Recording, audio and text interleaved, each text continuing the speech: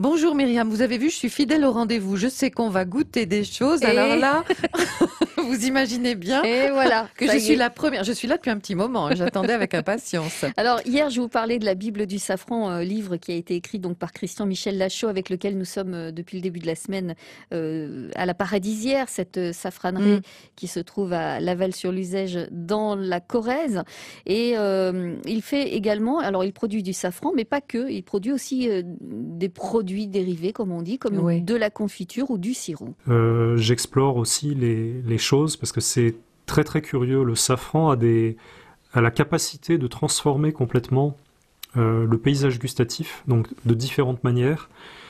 Il peut simplement aromatiser, mais il peut aussi dynamiser, donc par exemple ordonner dans le temps les arômes. Alors ça c'est très très intéressant parce que vous allez avoir une séquence d'arômes qui vont se succéder.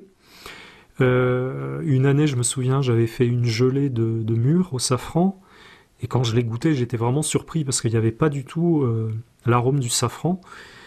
Il y avait un arôme de pruneau d'abord, mais je me disais, mais j'ai pas mis de prune, comment c'est possible? C'était vraiment l'arôme du pruneau, quoi. Donc le safran avait transformé les arômes, il avait créé un arôme de pruneau. Ensuite, quand l'arôme du pruneau disparaissait, l'arôme de la mûre apparaissait. Alors là, on avait vraiment de la mûre qui était là. Et puis quand l'arôme de la mûre s'évanouissait, on avait l'arôme du safran qui apparaissait, et puis qui perdurait comme ça plusieurs minutes. Alors ça avait fait vraiment quelque chose d'assez intéressant. Le pouvoir du safran. Mhm. Mais c'est vrai que c'est intéressant. On a envie de goûter d'ailleurs. Tiens donc, ce n'est pas parce que vous avez repéré ce petit pot, par Mais exemple. un petit peu quand même. Je suis Allez, quand même venue pour ça, hein. on va parler de recettes dans quelques instants sur France Bleu Limousin avec Christian Michel Lachaud. Et moi, pendant la petite pause, je vais vous faire goûter cette gelée de groseille au safran et vous allez m'en dire des nouvelles, Diane. Bon d'accord, je suis prête.